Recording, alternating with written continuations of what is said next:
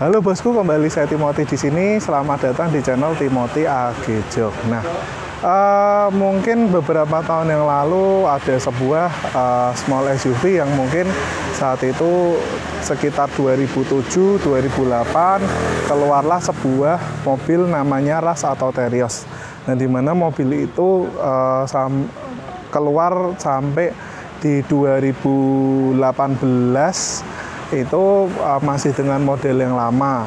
Nah, tapi Toyota Rush yang lama itu kalau saya baca-baca forum, lalu juga orang tua saya juga punya Terios 2008. Nah, itu banyak komplainan itu di suspensi yang keras, lalu juga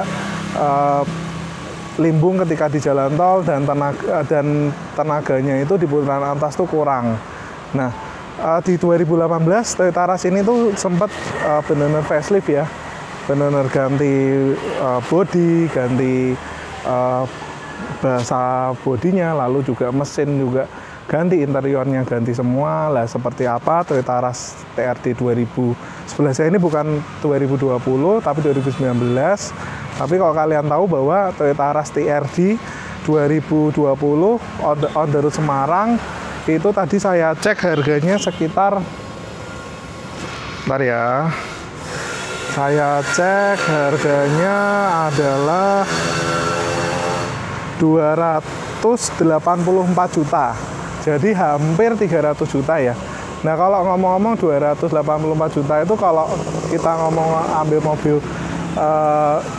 second pun, karena kemarin saya sempat cross check Innova Reborn Jakarta 2016 tipe Matic itu sudah kena 2016 ya, awal itu udah kena sampai 250 juta juga ada tuh daerah Serpong.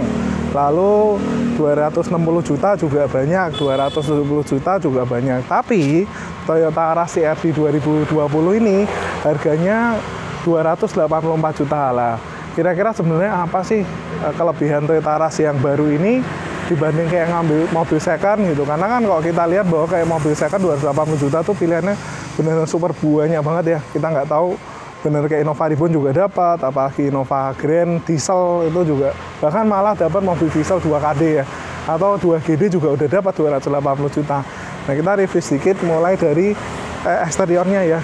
Nah, kalau kita lihat dari eksteriornya itu lampunya ini memang udah bener facelift ya. Jadi lampunya ini dia juga sudah menggunakan LED. Lalu bisa dilihat bahwa grillnya itu juga kayak udah keren ya. Jadi tapi ini belum ada, ini nggak tahu chrome atau bukan ya.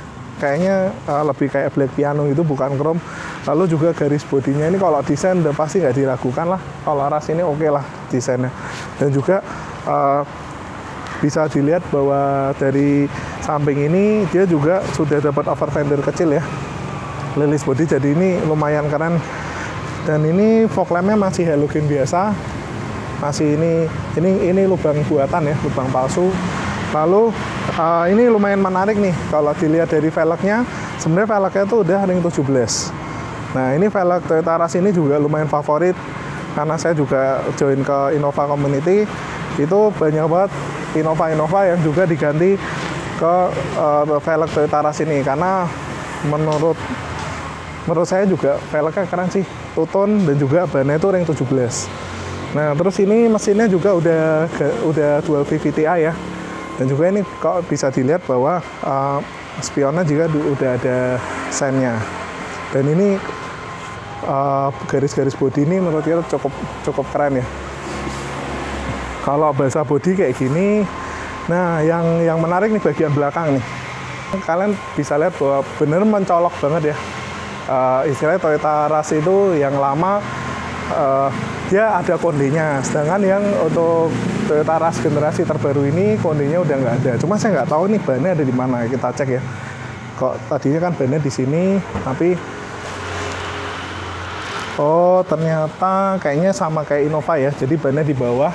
Jadi di sini nanti dimasukin dongkrak untuk diputar, nanti bannya turun pakai rantai gitu.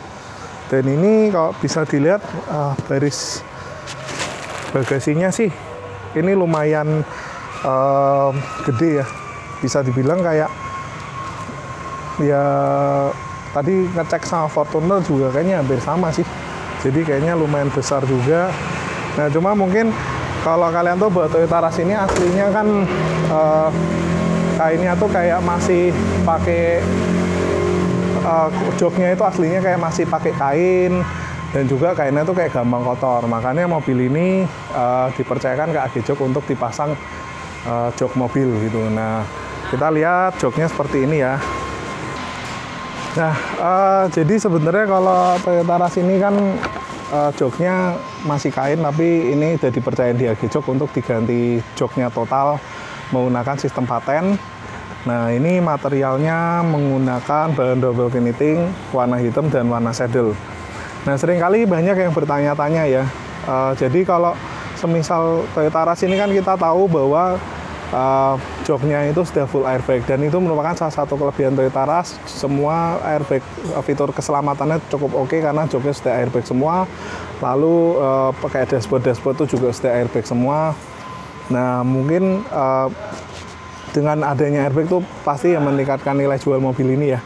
Dan itu yang mesti hati-hati waktu ngelepas jok itu, kita harus pastiin kondisi mesin dalam kondisi off ya, bukan ACC, bukan on. Karena kalau sampai ACC atau on pasti airbagnya itu bakal ngeriset semua.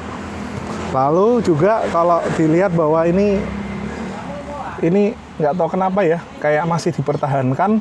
Ini membuat saya agak geli sih. Karena sebenarnya kalau kalian tahu Toyota Rush atau Terios lama itu dia di sini shifternya ini dia bentuknya kayak gini juga gitu. Padahal ya kenapa nggak diimprove gitu ya kayak gini, walaupun hal-hal simpel kayak gini diimprove lah jadi yang bentuknya lebih modern atau apa. Lalu ini juga di Toyota Rush ini kita juga kerjain bagian dashboardnya, lalu juga pintu-pintu. Karena sebenarnya kalau Toyota Rush ini punya potensi interiornya untuk dibikin lebih bagus, istilahnya lebih nyaman dan bisa di custom.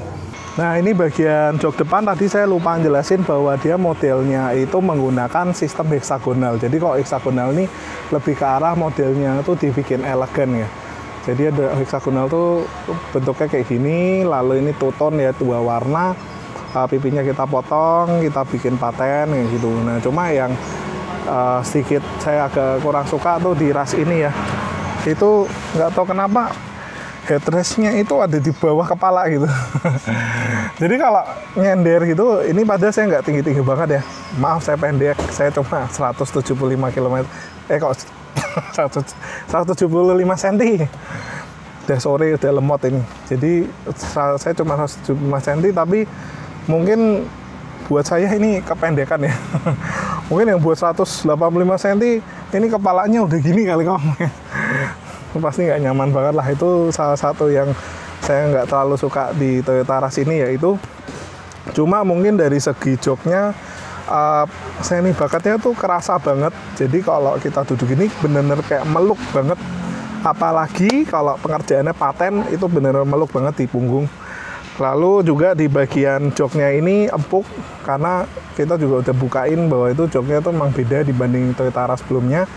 Toyota Rush sebelumnya dia agak keras, tapi ini empuk.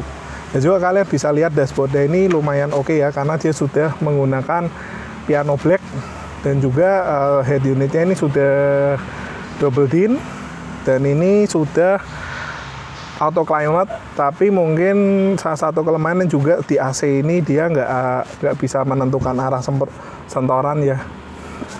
Nah itu aja, mungkin ini juga setir kayaknya biasa aja, tapi sudah kulit lumayan, sudah kulit juga kayak gitu. Dan sudah ada electronic stability control, dan juga dia sudah tombol, jadi nggak pakai kunci lagi kayak gitu. Nah, ini handrem masih normal. Oh ini susu bayi, popok susu bayi. Oke gitu.